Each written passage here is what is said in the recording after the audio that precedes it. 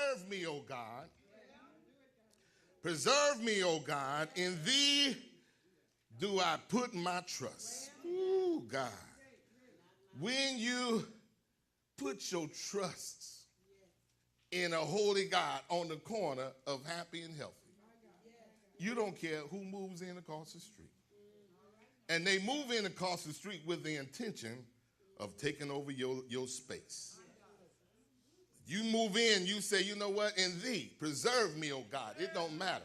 Preserve me, oh God. In other words, shield me, Sister Anderson. Shield me from the wiles of Satan. And can I share with you today, Sister Kimbernisha, it is the devil's job. It is his duty. It is his responsibility. It is his number one goal until Jesus comes and put him in the bottomless pit forever. It is his purpose to come and deject you. It is his purpose to come and make you despondent. It is his job to make you desperate.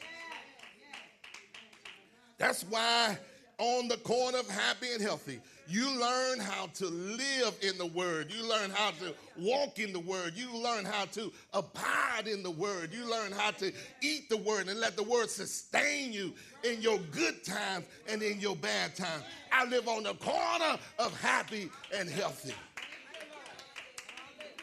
Just going to bless somebody. Somebody going to think about this during the week. You're going to get that call. You're going to get that call, whatever it is. I don't care what it is. You're going to get that call. And the purpose is to move on your block. The purpose is to move on your block. How many of y'all heard them say, when we come in the block, what do they say? All of a sudden, paper get on the ground. Things change. Paper get on the block. Folks hanging on the corner. All the stores and all the banks go out. Because can I talk to somebody on today? Because what happens when we move on the corner, when we come in, I don't know who we are. Because that's not how I identify myself. I'm not a thrower on the ground. I'm not a robber and a killer and a stealer. I ain't trying to rob and rape. I ain't trying to do nothing. All I'm trying to do is live on my corner of happy and healthy, where the presence of God is in my life. And don't you know that you can be the exception to the rule? You can be, say it again, I'm the exception. I'm not like what they is. I'm not who they are. I'm different. I make my own place. I make my own. I'm happy, and whether you realize it or not. Lord, I feel like giving him praise. I live on the corner of happy and healthy. He says, preserve me, O God, for in thee do I put my trust. Somebody turn over to Philippians, the first chapter. The first chapter. When you reside on the corner of happiness and healthy. Let me tell you this. There's a process in being happy. Sister Tamika, there is a process.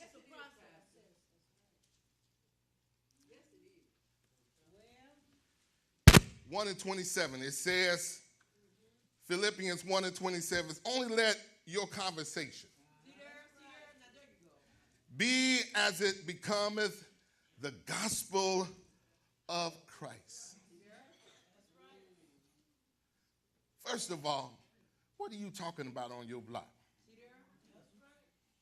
Only let your conversation becometh the good news of Jesus Christ. I know I talk about folks that watch Empire and Scandal, and I talk about folks that get on Facebook all day long. But the reality is, if all your time is spent talking about the things of dejected and depressed, of no hope, loss, not say if that's your conversation, then you need to read and see how the word of God applies the gospel of Jesus Christ to your life. Only let your words, your conversation, be as it becometh the gospel of Christ, which is good news that God brings hope, that God brings resuscitation, that God brings you up from a place of nothingness to a place of something. Somebody give him praise on today.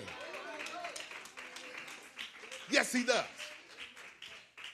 So he says, as it becometh the gospel of Christ, that whether I come and see you or be absent, I may hear of your affairs, that ye stand fast in one spirit. So that's part two. Your conversation, and that you be one spirit. It is singly, when can I say this? The one thing that separates us in our community is that, brother, we're not singular.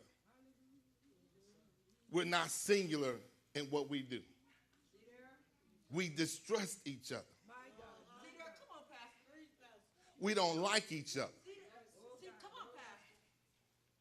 I saw this one time, and I thought, I hope I'm not seeing this. I used to go to the skating rink. And this one particular time I was at the skating rink, and this sister walked in with a brand new head of hair.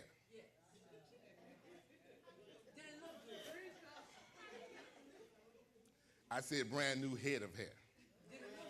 It wasn't her hair, but it looked good. And the thing about it, I saw this and I was like, are you kidding me? But I saw this when she walked in, it wasn't her hair. It was whatever y'all call it, plaited on, weaved on, sewed on, whatever y'all call it. It was on her hair, glued on. It was looking good. And the thing about it is that all the men, when she walked in, was like, who is that? And you had some haters in the room. We was in the skating rink. The haters in the room, she thinks she's something. That ain't your hair. You ain't nothing. You ain't nothing. And one of them walked up on her and pushed her. Wasn't nothing pretty after that. All because of somebody that abided on the street of hopelessness, desperation, dejectedness, jealousy, envy, because this woman had enough gumption to go and put some new hair in her head. It don't matter if it was a wig, it don't matter, but she came in here proud of herself. But when it was all said and done, because they were not of one mind, instead of the sisters building her up and say, go on, girl, you look good. Let me go get me some hair. Or let me fix up my hair. And let me say this. I ain't telling nobody to go get no hair, because I'm going to tell you something. I think black women are the most beautiful women in the world. Whether you long hair, you short hair, you bald-headed, I think God made you some beautiful women. You are the most black women. You ought to give yourself a praise.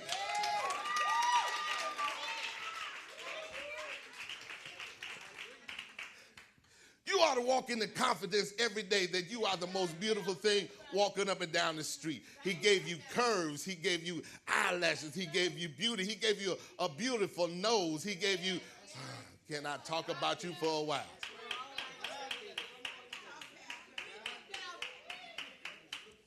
You look good. And it don't matter if you're a young girl or old, or it don't matter. You just look good to me every day of my life.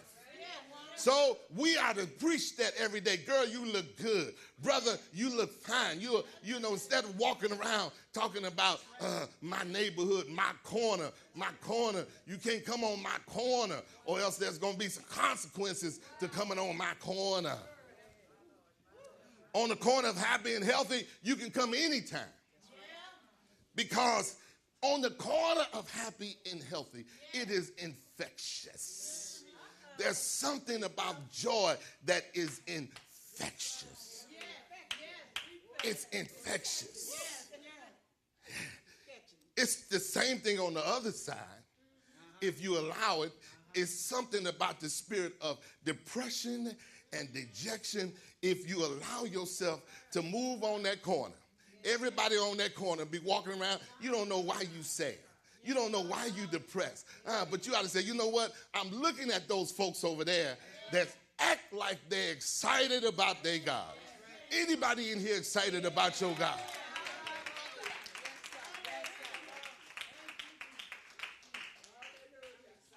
I may hear of your affairs that ye stand fast in one spirit with one mind, striving for the faith of the gospel.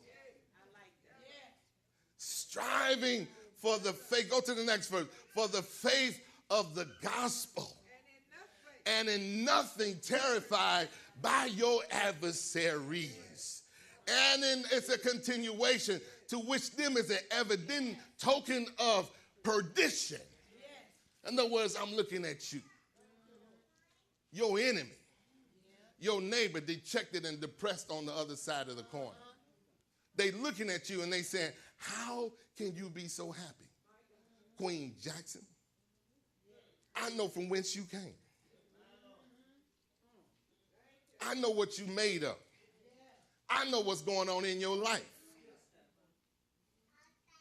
But to you of salvation and that of God, this is the secret to being happy. First of all, that your conversation be as the gospel of Jesus Christ. Number two, that you speak the same, have the same mind. Your conversation be the same.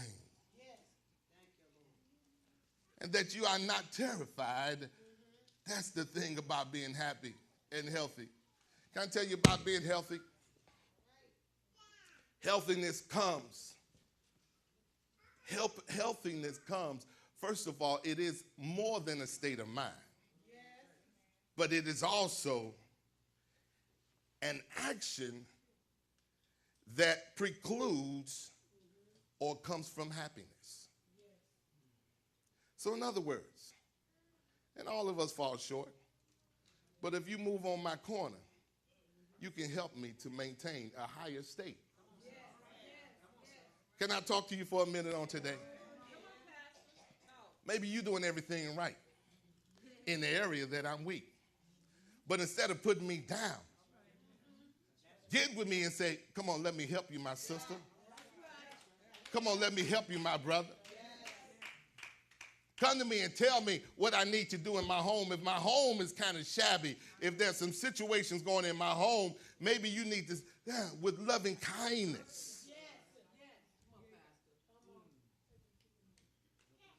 But yet you do it with love and humility, with the purpose of helping me to gain a higher state of happiness and healthiness. Can I tell you this?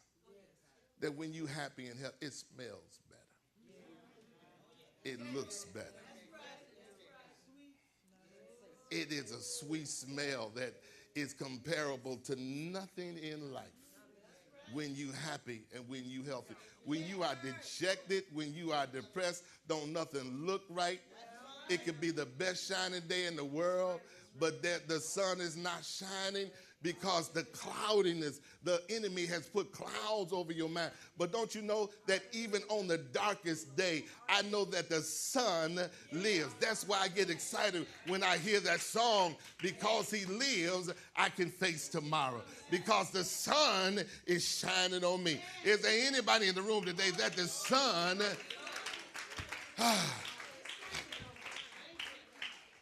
Somebody needs to reach up and just grab the sun and say, sun, shine on me every day. Shine on me. Shine on me. I'm getting ready to come to a close.